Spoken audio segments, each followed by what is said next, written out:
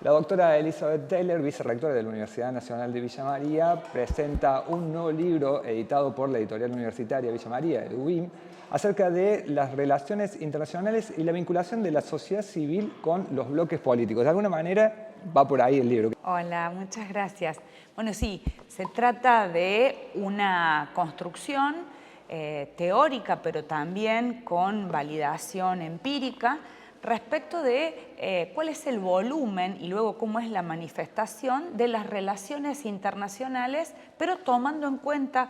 un actor fundamental como es la sociedad. En esa idea de sociedad civil, porque este libro se desprende de uno anterior que tenía que ver con Estado y sociedad civil,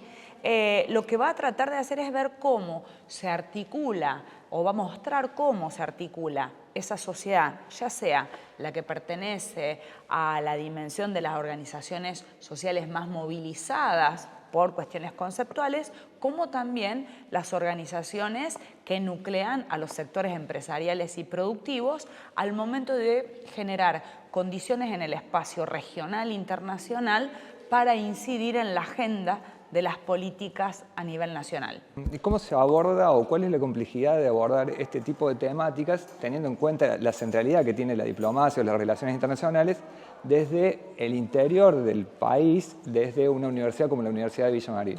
Bueno, fundamentalmente tiene que ver con un posicionamiento latinoamericano en el cual lo que se trata de desagregar o agregar es una categoría o la categoría de social en medio de lo que es las relaciones internacionales. Es decir, quedaría relaciones sociales internacionales, lo cual implica, como vos decís, la previa necesidad de establecer que en todo caso las relaciones internacionales no son solamente o no aluden solamente a las relaciones entre estados y estados, refiriéndose a la institucionalidad de las cancillerías. Gran parte de este texto lo que va a tratar de hacer es, por un lado, reconstruir conceptualmente las categorías que intervienen en los actores que hacen a las relaciones internacionales y luego también cómo esas posibilidades de acción se dan tanto en el plano formal como en el plano informal.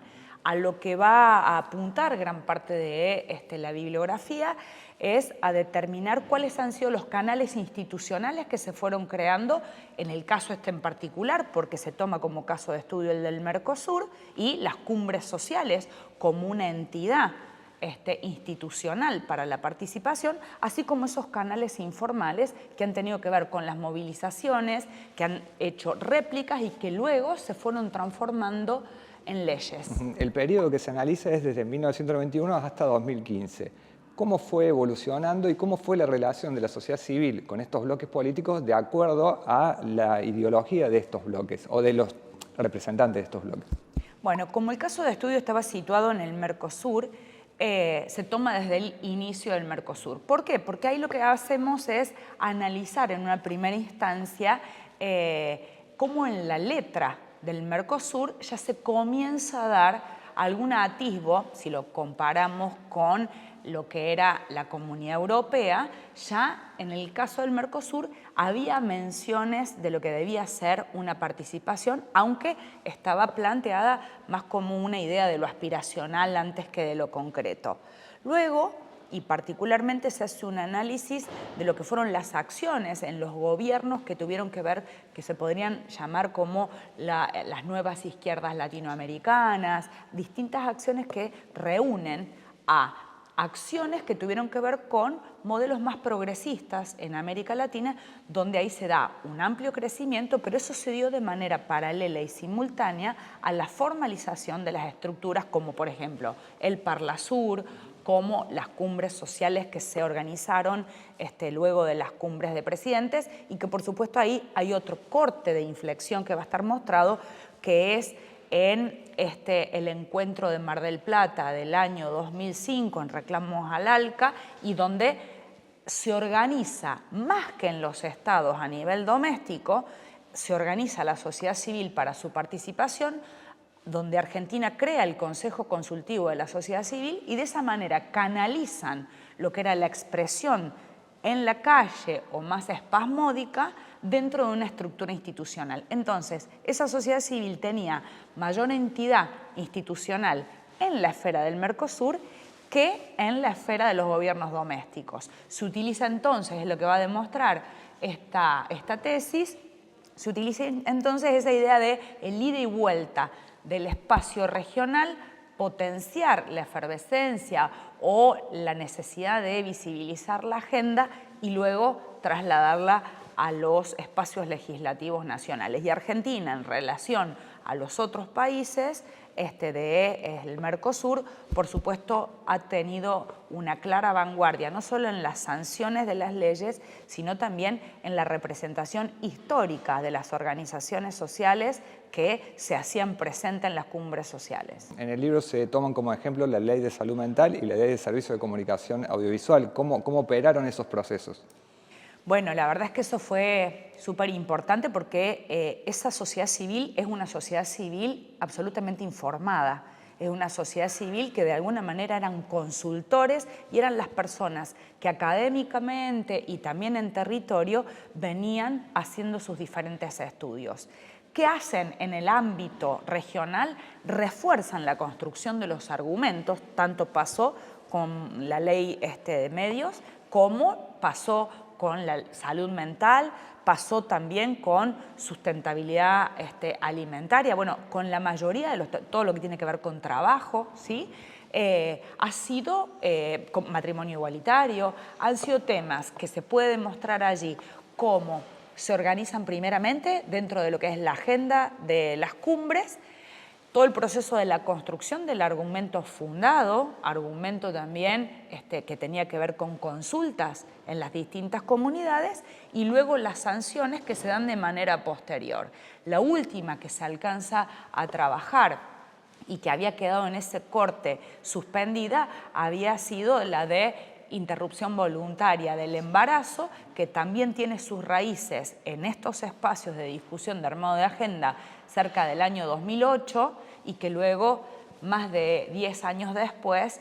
se mantiene hasta lograr la ley y luego la forma en que se disipa de alguna manera la movilización en torno a ello. Eso tiene que ver justamente con este vínculo entre la sociedad civil y los gobiernos cuando son más o menos progresistas. Sí, claramente si uno pudiera ahora retomar un texto, yo de hecho he hecho algunos ensayos de hacer algún análisis de ver cómo se comportan algunas de estas variables post-2015 y claramente se encuentra una desmovilización. De hecho, el Consejo Consultivo de la Sociedad Civil, en aquel momento, si uno lo googleaba o ingresaba a ver cuál era su agenda, tenía una tremenda movilidad de temas, de acciones, y en este momento hasta cuesta encontrar dentro de lo que es la Cancillería Argentina un registro del proceso de lo que fue del 2015 en adelante y, por supuesto, la mayor parte de la bibliografía que se encuentra alojada en estas páginas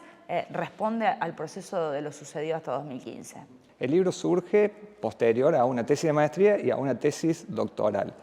Hay dos preguntas sobre esto. ¿Cómo convive la función pública o ejercer un cargo como el de vicerrector en una universidad con la posibilidad de crecer académicamente? Y después, ¿cómo fue el proceso de trasladar estas tesis a un libro? Bueno, ¿cómo convive? Lamentablemente, digo, yo no estoy orgullosa de eso, pero lamentablemente mucho de lo que se produce tiene que ver con resignar parte del tiempo de descanso. Pero la verdad es que a quienes nos apasiona todo lo que tiene que ver con poder poner a consideración algunas reflexiones, nos llena de ganas poder escribir, y yo creo que además el hecho de estar en la función tiene otra gran potencialidad, que es hablar con mucha gente todo el tiempo. Y esa escucha también va generando disparadores que enriquecen esa posibilidad de escribir, porque se generan muchas preguntas y nos obligamos a generar respuestas. Y poder publicarlo para mí tiene otra gran oportunidad de validación, que no es que dejas escrito, sentado y firme un posicionamiento. Lo que dejás es abierta la posibilidad de una discusión, porque esas siguen siendo las lógicas de la validación del conocimiento científico, y que a mí lo que me encanta es que a partir de eso uno se puede interpelar. Y el proceso de una primera maestría, que tuvo lugar un primer libro, Estado y Sociedad Civil. Luego, en esta segunda instancia, que fue la producción del doctorado, yo tomo una base de lo que fue ese primer disparador de ver qué sucedía entre el Estado y la sociedad civil a nivel regional, para luego agregar la dimensión de la vinculación entre lo que es el Estado de la sociedad civil y el impacto normativo, para poder dar un grado de evidenciación de lo que yo estaba planteando. Por otro lado, agrego una discusión mucho más conceptual y epistemológica, que es qué sucede con las relaciones internacionales y qué integran las relaciones internacionales. Hay una gran discusión conceptual.